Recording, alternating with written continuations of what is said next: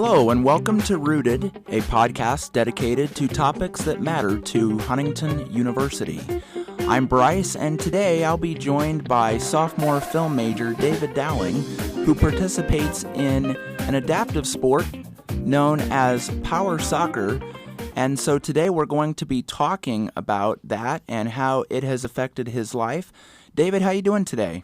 I'm good. How about yourself? I am doing just fine. It's great to have you on.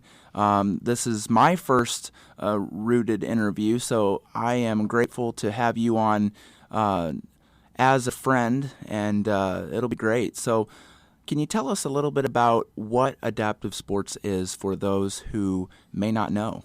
So adaptive sports usually try to take any regular version of a sport, I guess able-bodied version, and they try and adapt it so that someone with a physical limitation can play. So like if they're bound to a wheelchair, or if they're amputated or blind, just stuff like that. They try and adapt the game around the individuals who have a certain limitation, I guess. Yeah. If there are any differences between regular and adaptive sports, what would they be in your opinion? Well, I think the most obvious difference is that one targets like able-bodied people, and then the other is targeted towards a crowd with physical limitations. But I think the general like premise behind it is the same. Like we're all competing for the same thing. We all play and train just as hard as anyone else. So, I mean, I don't really see that much of a difference between the two. Obviously, there's a lot of people that are probably listening to this right now who have no idea how a power soccer course is set up, because obviously it's made for wheelchairs. So how is the course adapted? So we play on a basketball regulation size floor. We have 2 goalposts about 6 meters wide. We usually just put tape on the floor to kind of represent the goalie box, like the corner markings and the out of bounds, if it's not already marked by the actual basketball painted lines. But pretty recently, the USPSA, which is the organization that kind of officiates all of the league games within the United States, has made it a rule for nationals that the floors are wood, mainly for better tire performance on the floor. But they try and keep it pretty simple with everything required other than the chair, obviously. But I mean, we're just 8 people kicking around a ball trying to score a goal on a basketball court. That's pretty simple, I think. That's awesome. So this is indoor, correct? Correct, yes. Fort Wayne?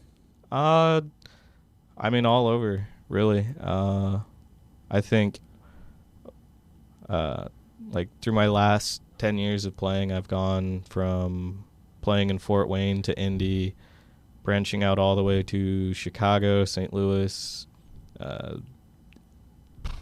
want to say Pennsylvania, Minnesota, Florida, and Arizona, like all the way just everywhere. I am in a wheelchair myself, and you and I have talked a lot about that, and that's what's kind of built our friendship. Mm-hmm. Even though I don't play adaptive sports, I understand there are certain limitations to people like you and I. How is it possible for you to do something as simple as kick the ball when you are in a seated position? Yeah, so, I mean, the game is kind of played out a little different than, like, able-bodied soccer.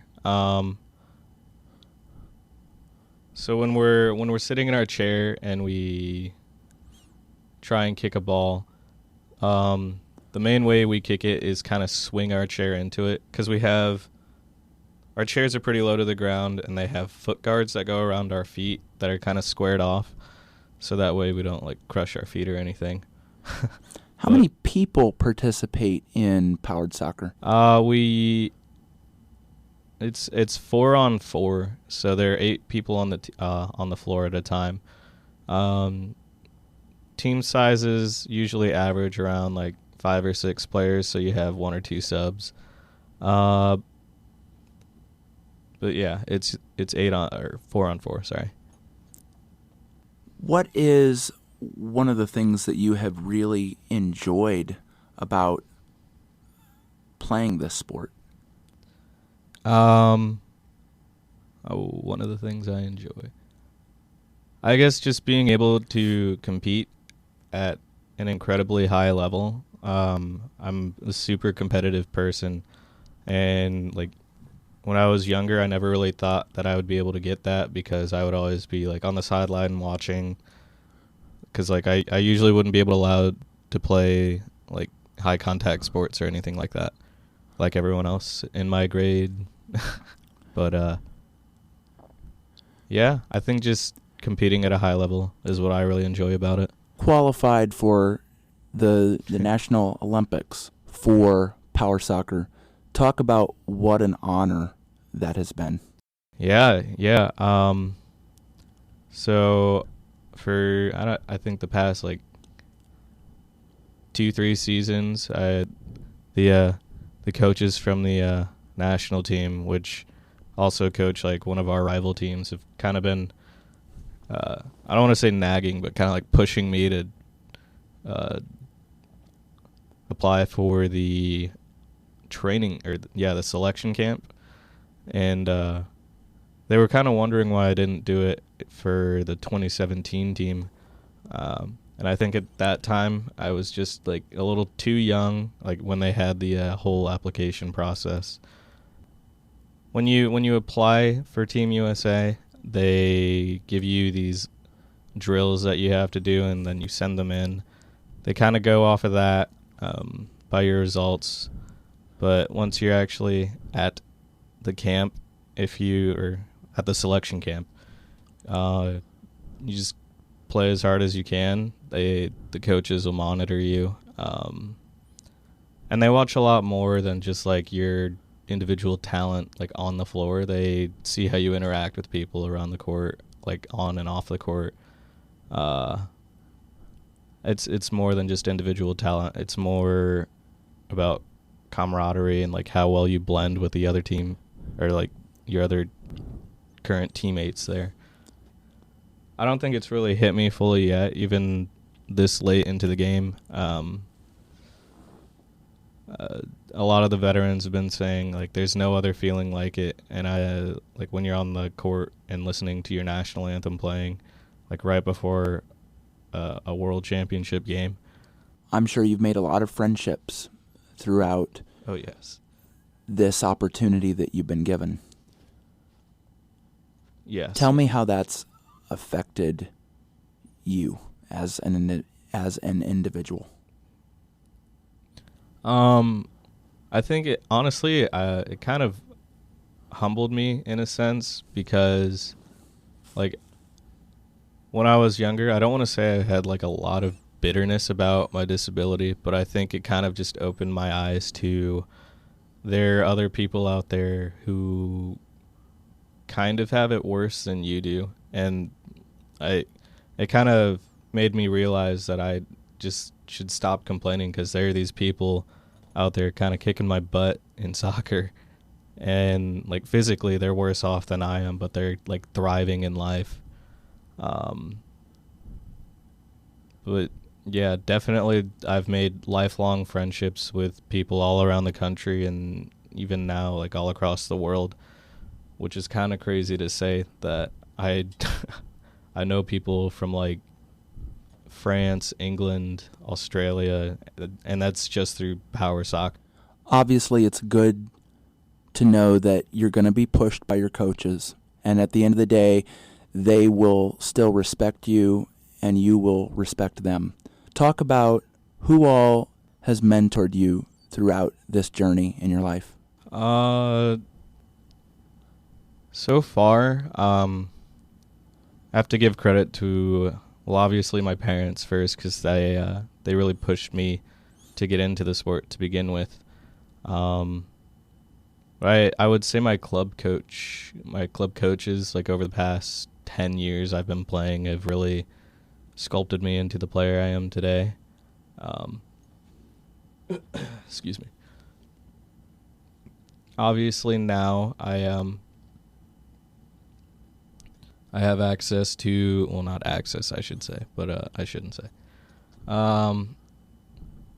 Just wise words from the Team USA coaches, kind of giving me advice on what to do during camps, kind of calling me out on things that I really need to be called out on early. And just the teammates in general on Team USA. I've looked up to a lot of the Team USA players who've been there for 2-3 World Cups, and they've been huge mentors to me, kind of giving me advice as I go. So, yeah. For those that are interested in getting involved in an adaptive sport, what advice would you give them? Honestly, just kind of look around. If you're from like the northeastern Indiana, Turnstone is a wonderful place to get involved with adaptive sports. But even if you're not from around like the Fort Wayne area, there are a bunch of organizations. Like down in Indy, there's RHI. They have a lot of adaptive sports programs. I know Chicago, St. Louis, Arizona. Like there are places all over. You just kind of have to look for it. Well, David, man, I appreciate you coming in to talk to us today.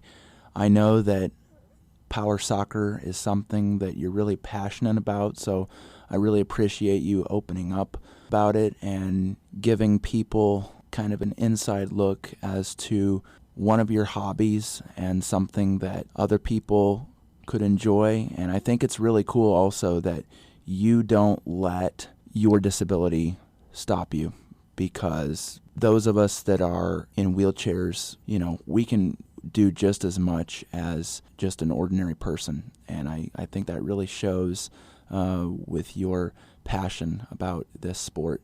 So thank you very much for your time. Thank you. It was a pleasure. Thank you for having me.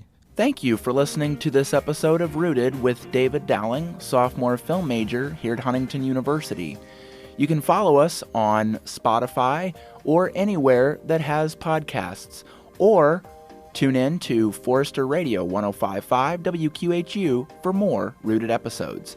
I'm Bryce Lippe. Stay rooted, HU.